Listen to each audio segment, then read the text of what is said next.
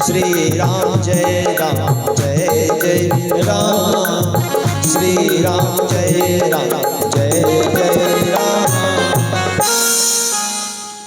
बोलिए राम राजा सरकार की जय। आज विश्वामित्र जी महाराज की वंदना की, कहा महाराज कैसे आना हुआ।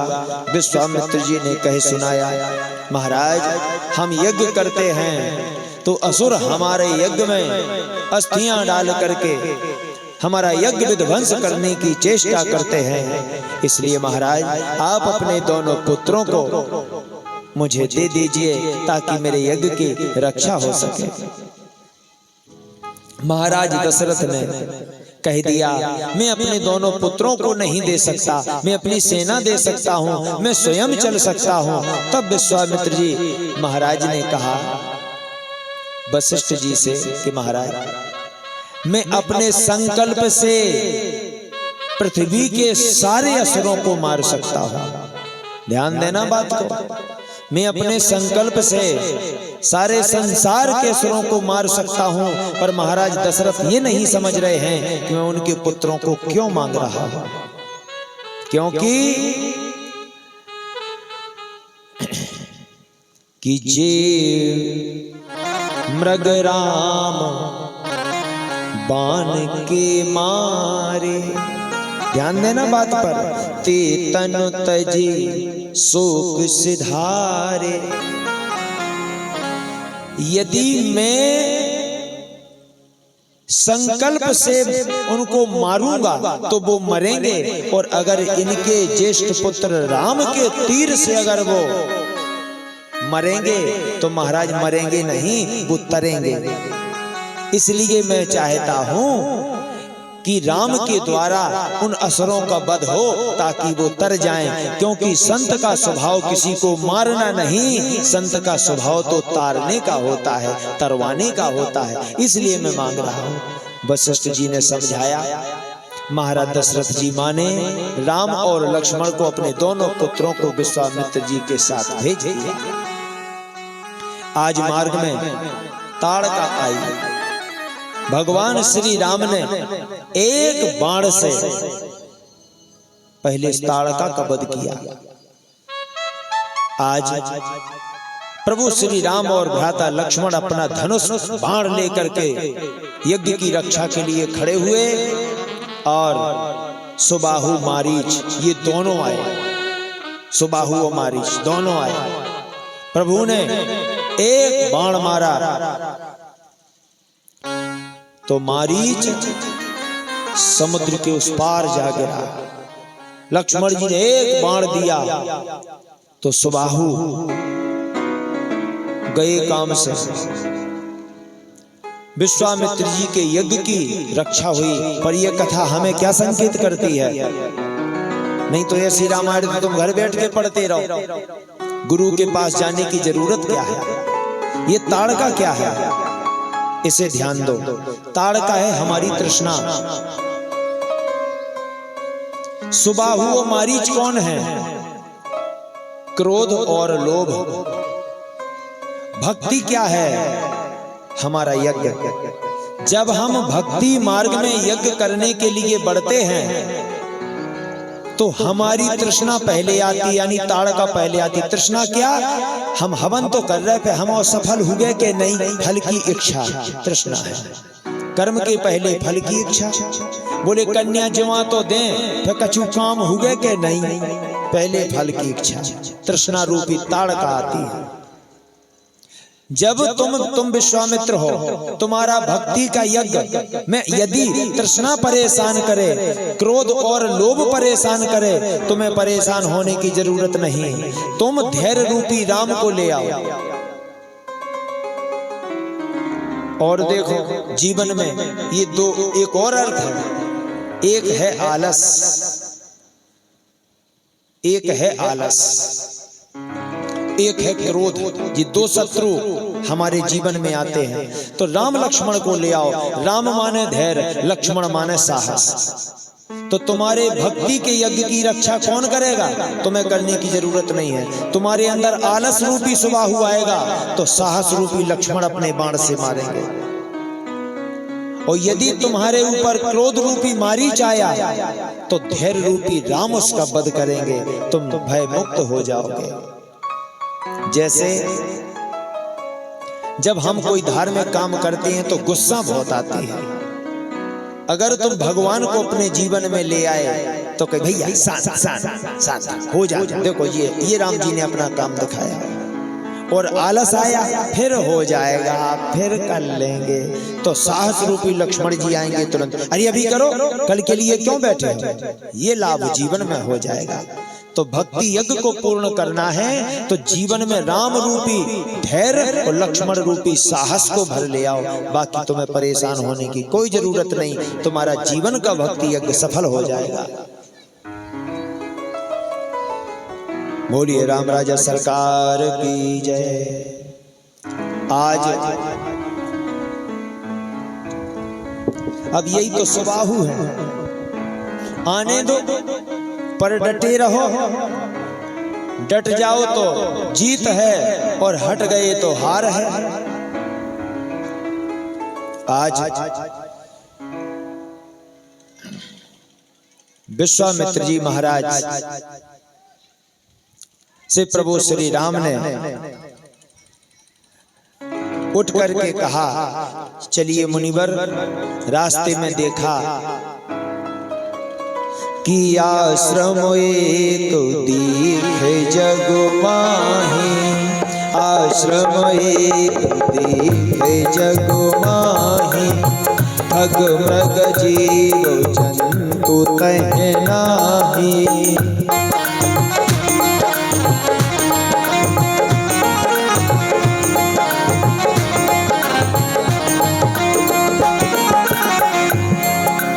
गौतम नारी श्राप बस उपल देह धरती, गौतम नारी श्राप बस उपल देह धरती, चरण कमल रज चाहे कृपा करो रघुवीर, चरण कमल चाहे कृपा करो रघुवीर।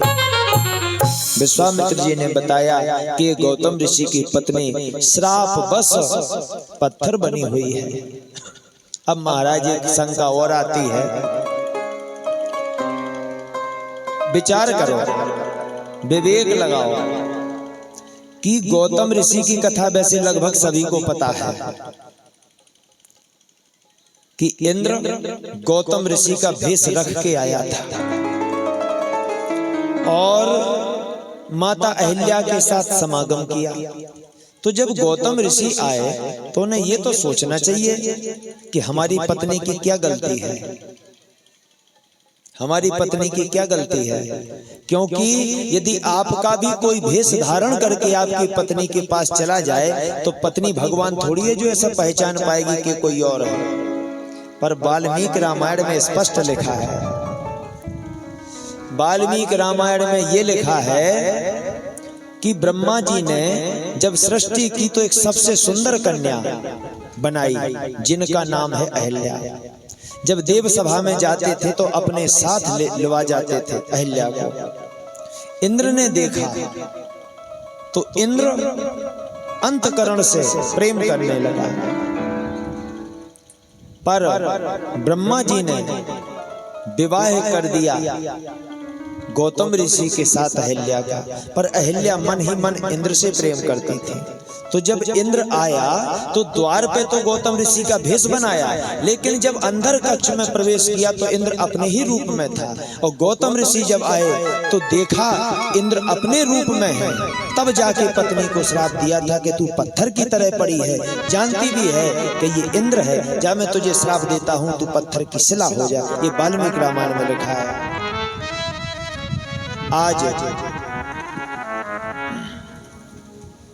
आज चरण का स्पर्श करते ही माता अहिल्या का उद्धार कर दिया।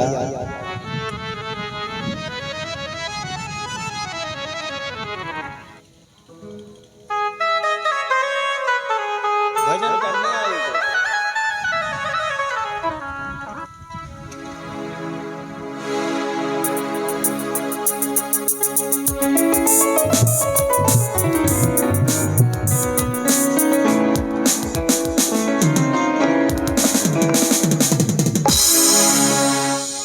राम राजा सरकार की जय।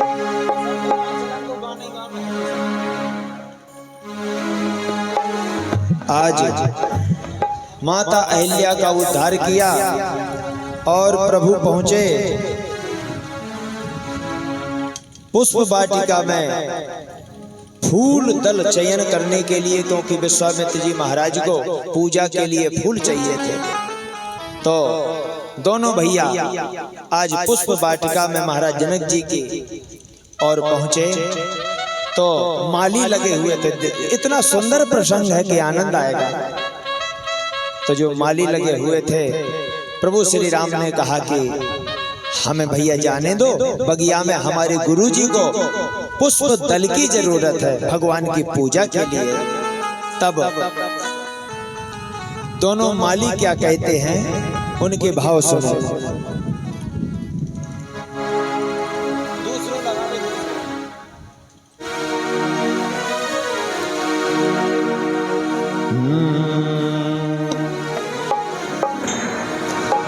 कि बगिया बिच जान न दई है, राम जी बिनती सुनो। बगिया बिच जान न दई है, राम जी बिनती सुनो।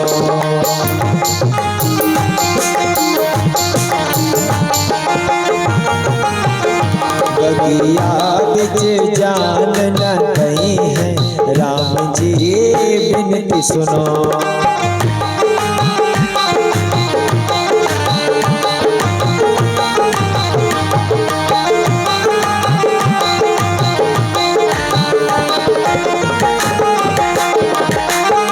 कहते हैं कि हम आपको बगिया में नहीं जाने देंगे, आप कहो तो हम फूल यहीं तोड़ के ले आते हैं।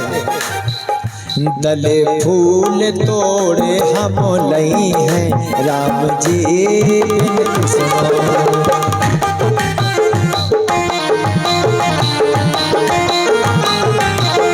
दले फूल तोड़े हम नहीं हैं, राम जी बिनती सुनो।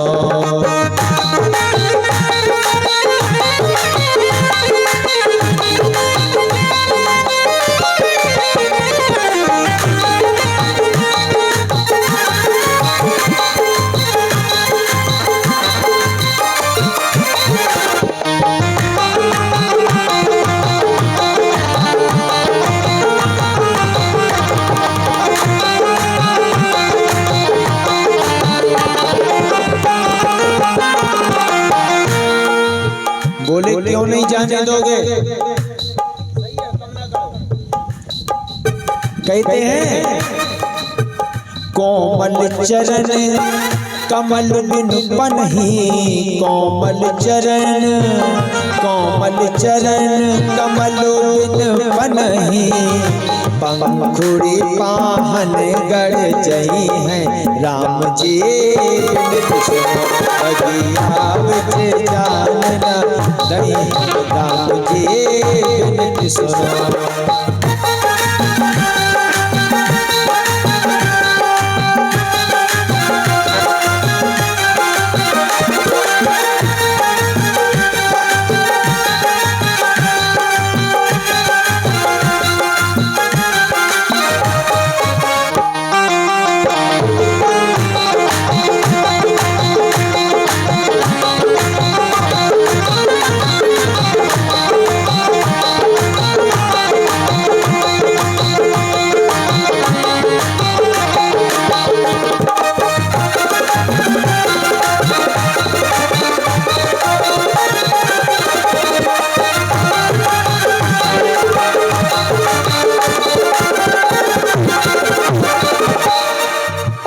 तज तज सुमन मधुर मत वारे, तज तज सुमन मधुर मत वारे। मुख पंकज पे मर रही हैं, राम जी बिनती सुनो। जान न दई है, राम जी बिनती सुनो। जान न दई है, राम जी बिनती सुनो।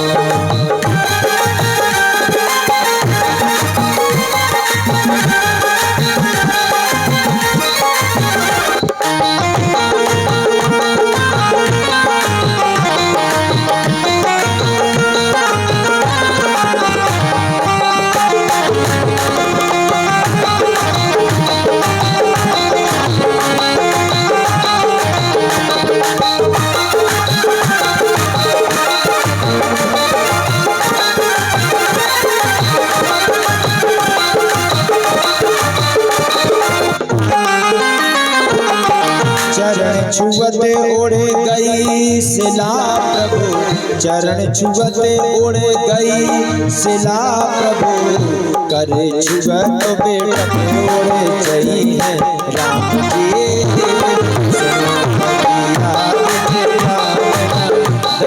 राम जी बिन सुनो।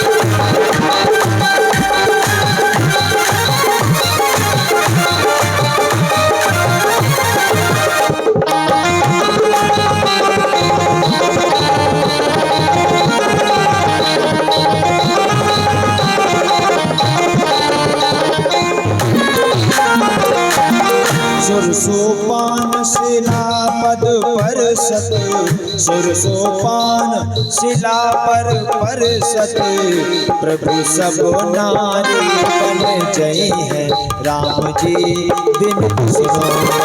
राम जी बिन सुनो।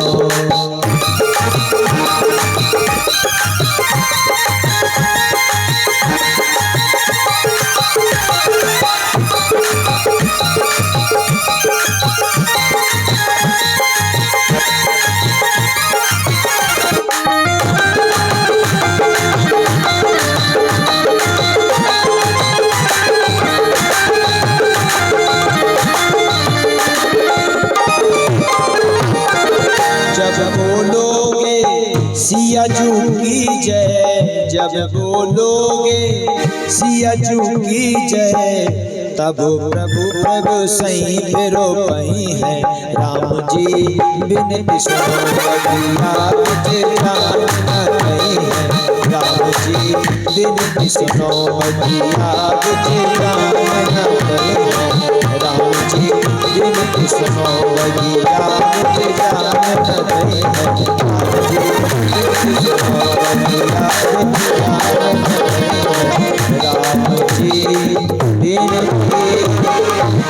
सुनो। माली कहते हैं कि महाराज यदि हम आपको यहाँ से बगिया में जाने भी देंगे तो वो नहीं जाने देंगे। भगवान बोले वो कौन है? बोले भंवरे। भंवरे क्यों नहीं जाने देंगे? बोले भंवरों का स्वभाव है कमल पे इर्द गिर्द मलराना। तो भगवान बोले कमल पे भंवरे मड़राएंगे, हमारे ऊपर क्यों मड़राएंगे? तो माली बोले महाराज कि नव कंज लोचन कंज मुख कर कंज पद कंजारो। महाराज आपके तो कमल नयन नयन कमल है, आप चरण कमल देखो कितने कमल हैं, चरण कमल नयन कमल। तो महाराज जब इतने कमल एक साथ वो देखेंगे भंवरे तो इतने मड़राएंगे कि आप आगे नहीं जाने दोगे।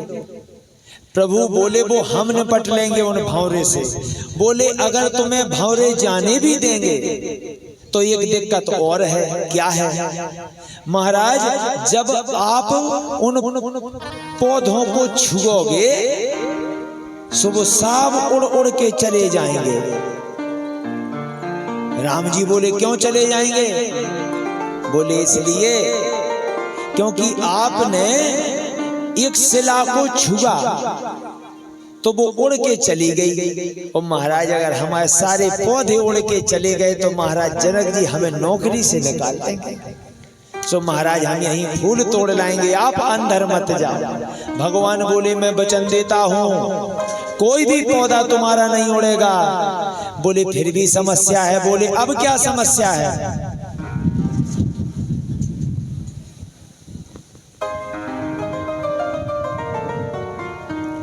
बोलिए हनुमान जी महाराज की जय।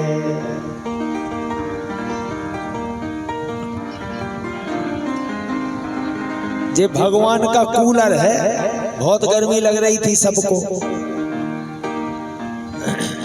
तो बोले महाराज एक और समस्या है। बोले क्या समस्या है? बोले जब सरोवर में आप जाएंगे तो जितनी सीढ़ियां लगी हैं सब नारी बन जाएंगे। तब बोले समस्या है। बोले नारी क्यों बनेंगे? बोले आपने एक सैलाब में पैर लगाया तो वो नारी ही तो बन गई। सो महाराज हमारी जितनी सीढ़ियां हैं जो सब नारी बन जाएंगी, सो महाराज हम बदनाम भी हो जाएंगे कि तुम पुष्प वाटिका में इतनी औरतों को अपने साथ रखते हो, सो क्षमा करो। भगवान बोले वचन देते हैं ये भी नहीं होगा। तो बोले एक काम करो, सिया जी की जय बोल दो, हम जाने देंगे। राम जी बोले हम क्यों किसी की जय बोले? लक्ष्मण जी बोले मन ही मन तो भैया बोलते ही हो, आज उजागर बोल दो।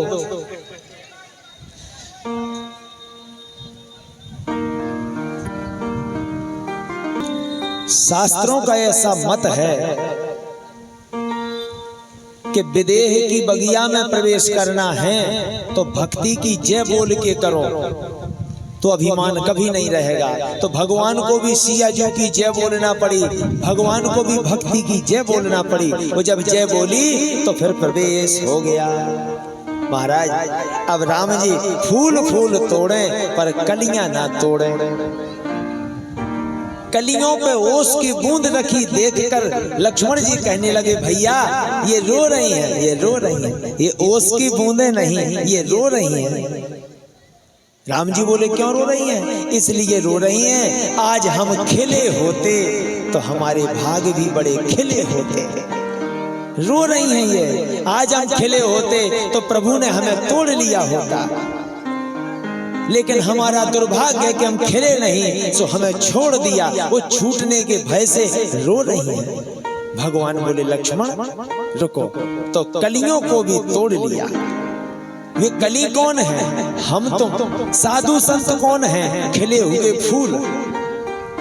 अगर हम खिले हुए फूलों के बगल में लगे रहें, साधु की संगत में लगे रहें, तो भगवान खिले हुए फूलों के साथ साथ हम अधखिली कलियों को भी तोड़ लेंगे। बोलिए राम राजा सरकार की जय।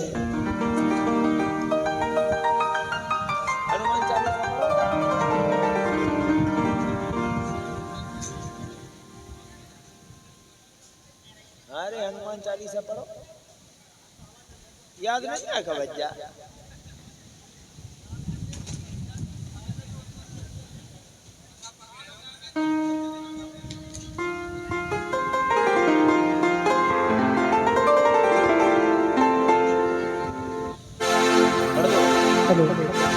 बोलिए हनुमान जी महाराज की जय। बोलिए बिनौरा धाम की जय।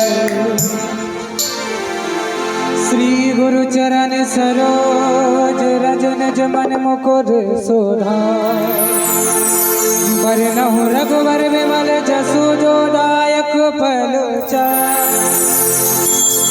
बुद्धिहीन तनु जानिके सुमिरो पवन कुमार। बलि बुद्धि विद्या देव मोहि हरहु कलेश।